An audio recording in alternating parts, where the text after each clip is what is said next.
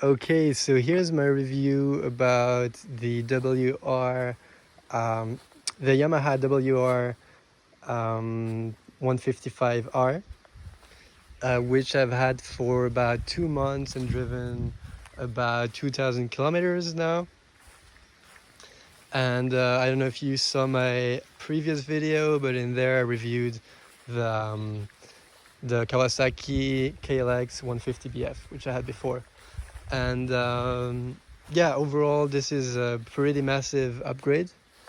It feels quite a bit more powerful. There's a lot more punchiness to the throttle. Um, you can also have more fun, I feel, off-road, even though I didn't do that much off-road now. But when I go in the dirt, I can give um, some acceleration, some good acceleration to be like drifting a bit, and that makes it quite fun. So yeah, where to start? Yeah, I wanted to review this in English because I found there's not that many, because this is a motorbike that's mostly for the that is for the South Asia markets. So you can find it. It's made in Indonesia, but you can find it, I believe, in Thailand, maybe in Vietnam, unofficially. But yeah, here it is. So yeah, what I like the most about it is that it's the most powerful out of the three main ones that are available here, which are the, um, the Kawasaki KLX, the CRF 150, and Honda CRF 150, and this one. So, oh, my light is on.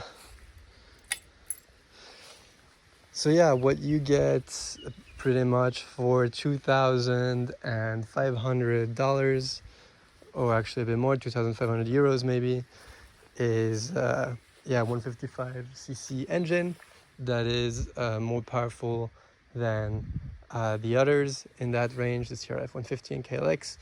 I don't know how many more horsepower, but maybe it could be like 4.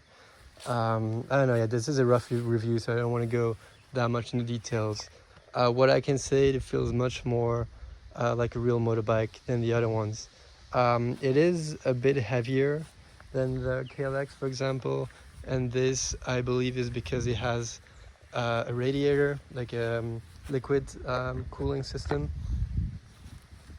But yeah, overall, even if it's a bit heavier, I feel that also makes it more reliable when going at high speeds on the road, and yeah, overall I'm super happy about the upgrade. This motorbike is definitely the one I would recommend for those that are looking for something fun and a bit off-roady in Indonesia. And I never feel like I'm missing some power. Every time I want to overtake motorbikes here, or cars or trucks or whatever, I feel like I can trust the bike to do the job. Whereas with the motorbikes I had before, the KLX 150 and the CRF 150, that was not the case. So this really is more reliable and more powerful than those motorbikes. For the heights, I mean, I'm quite tall. I'm 6'2", but I can my feet touch easily, and yeah, this is this is quite good for this. And yeah, so what else can I say? This is yeah, the 2023 model that I bought new. And what it does mostly, I mean, it's been the same for about since 2020 when it came out. They just changed the stickers a bit and like the panels a little bit. So it's quite a new bike. Now, what I don't really like about it is that some components feel a bit old. First of all, the light. The light is an old, it's the old technology. I don't know how to call it, halogen, something like this.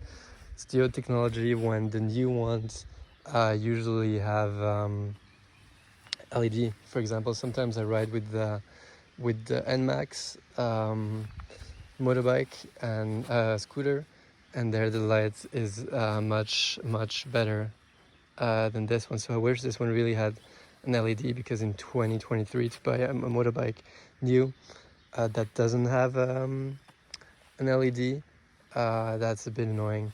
Then these lights also, I think, look dated.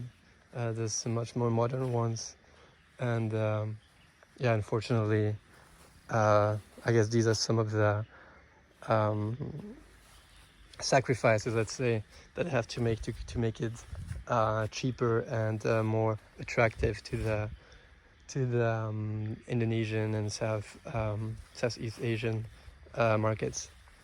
So then, what else here? I like that this part is metallic. Feels like this feels sturdy. It's really, the odometer is cool, and the best thing about it is it says "Hi, bro" when you when you turn it on. Hi, bro. I mean, did I miss it? Oh, there you go. So yeah, it says "Hi, bro" when you turn it on, and which is for me basically the best part of this motorbike. No, but I mean the most the nice little touch, let's say. Yeah, again in the back, I think it looks also a bit dated. They could have made it a bit nicer as well. And then yeah, another, like the biggest thing I wish it had, it was also ABS, which I understand again for a price, but I wish it had an option. Maybe I would have paid definitely more for ABS, because it can be a life-saving feature. And I believe in many countries it's now illegal to sell a motorbike without ABS. I think in Europe, maybe even India, but I'm not even sure, and I'm not really sure about this.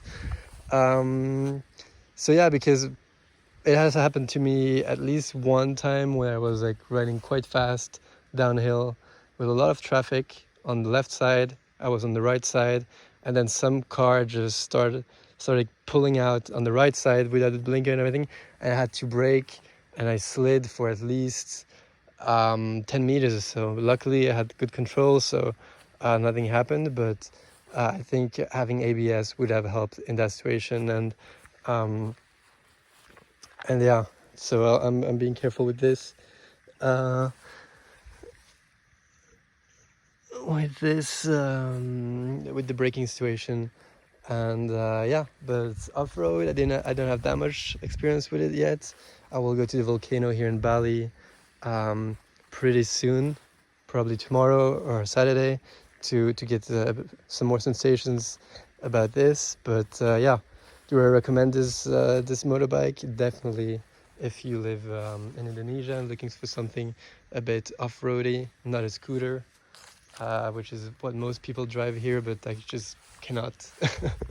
This is just so much more fun, like changing gears, like you can go anywhere you want.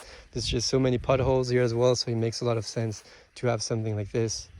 So yeah, for me, it's the bike that makes the most sense here in Indonesia, or maybe in a country like Thailand.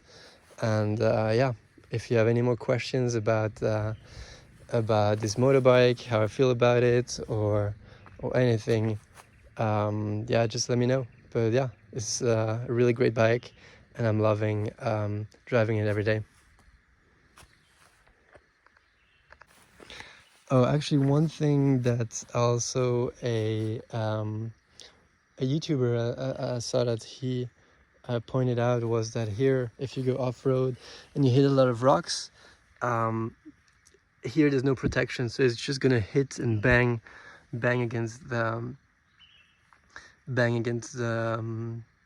pipes there, so it can damage it, and it would be quite annoying to have to replace those. So if you're gonna do a lot of off-road, you probably want to buy the protection. I saw it on the Yamaha Indonesia website. But yeah, I also really like that the suspension is, the spring here is yellow. I think the contrast is really nice with the blue. And then I think this is about it.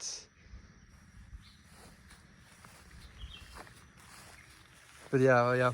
One last thing is that in Indonesia, it's I think it's really good bike to have also because there's so much support for Yamaha. There's so many Yamaha